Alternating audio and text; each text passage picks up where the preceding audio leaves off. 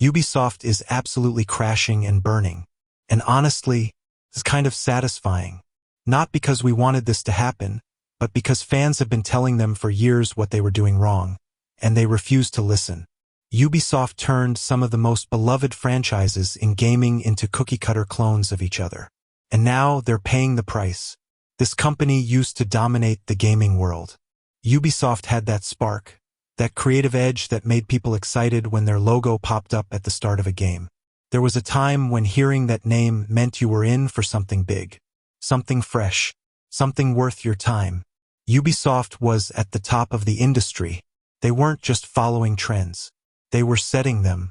But now, that spark's been dead for years. Snuffed out by corporate greed and an obsession with short-term profits over long-term quality. They stopped innovating and started recycling. They took fan-favorite franchises and drained the life out of them, stuffing every game with the same tired formula. Massive, empty open worlds, bloated RPG mechanics no one asked for, and an avalanche of microtransactions. They tried to turn every game into a live service cash cow, even when it made no sense. And they did it at the expense of story, creativity, and immersion. Gamers told them. Over and over again, we told them. But Ubisoft didn't just ignore the feedback, they doubled down on it. They took the criticism like a challenge. Like they were daring people to keep playing just to see how much worse it could get. And then came Assassin's Creed Shadows. That was the breaking point. The straw that snapped the spine of whatever was left of Ubisoft's credibility. This should have been their redemption arc. A feudal Japan Assassin's Creed game was exactly what fans had been asking for years. But instead of delivering what people wanted, they used it as a platform to push changes nobody asked for. They handed the lead role to Yasuke, a real historical figure, but twisted the narrative so far out of shape that it barely resembled anything authentic. The setting, the story, the tone, it all felt off. Not because players didn't want diversity, but because Ubisoft clearly didn't understand how to integrate it without turning it into a PR stunt. The backlash was immediate. And it was loud. Players weren't just disappointed, they were done. But Ubisoft still didn't listen. They kept pushing forward like nothing was wrong. They acted like anyone who criticized the game was just a hater or bigot, ignoring the real, valid frustration behind the outrage. People want diversity. They want rich stories with unique characters. But what they don't want is shallow writing, clumsy execution, and identity politics shoved into games like seasoning on a microwaved meal. If you're going to go bold, do it with heart. Do it with quality. Ubisoft didn't do either. Instead, they weaponized buzzwords and corporate talking points, trying to gaslight fans into thinking they were the problem. That if you didn't like what Ubisoft was doing, you just didn't get it. But here's the thing, we did get it. We saw through the smoke and mirrors. We saw a company desperately trying to stay relevant by slapping trendy themes onto a dying formula, hoping no one would notice the cracks in the foundation. But we noticed. We've always noticed. And now? Ubisoft's paying the price for every bad decision, every ignored warning, and every soulless game they shoved out the door. Now the company's stock is in freefall, dropping below €10, which in the financial world is a huge red flag. That's penny stock territory. When a company's stock falls into single digits, it signals serious trouble. Investors are fleeing. Internally, there's talk of major layoffs, restructuring, and worse to come. Rumors are flying that Ubisoft is seen as toxic now, poison stock.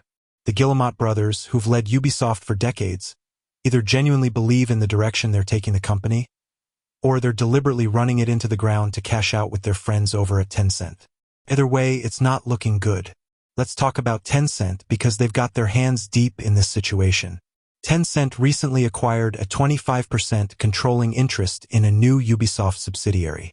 This new entity holds the rights to Ubisoft's biggest franchises, Assassin's Creed, Far Cry, and Rainbow Six.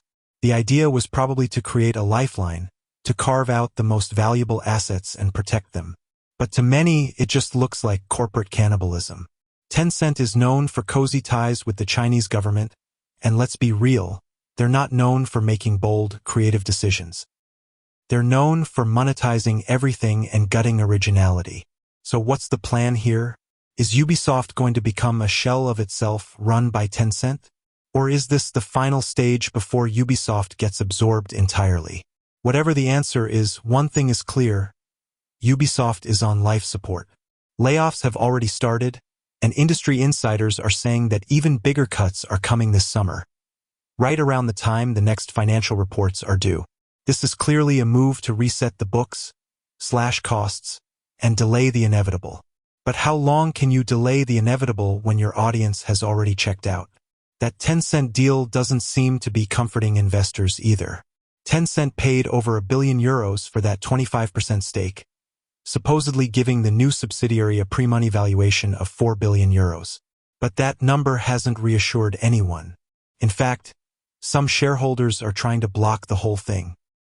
There's talk of government intervention, legal battles, and restructuring the deal into a straight asset sale that would at least put money directly into shareholders' pockets. These shareholders are demanding €3 billion in direct cash payouts, €23 per share, because they see the writing on the wall. They don't believe in Ubisoft's future. They just want to get out with whatever money they can. And let's be honest. Can you blame them? Ubisoft's image has been in the mud for years. But now it's not just gamers saying it. Now it's investors, too. The people with money are treating Ubisoft like a sinking ship. And the studio has no one to blame but themselves. The numbers don't lie. Even on platforms like Steam, where Ubisoft used to shine, the player counts are embarrassing. Check the achievements on Xbox or PlayStation. You'll see barely anyone finishing these games, or even making it halfway through. People just don't care anymore. They've moved on. It's not just that Ubisoft is failing. It's that they earned this failure. Years of ignoring fans. Years of turning art into product. Years of sacrificing creativity for profit. This is the result. And unless there's some kind of miracle, there's no coming back from this. The next big update will probably be about whether that Tencent deal goes through or if shareholders and regulators block it.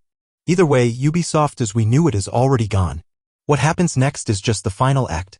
So Ubisoft loses billions as company stock collapses to as low as €10, but what are your thoughts? Can Ubisoft be saved?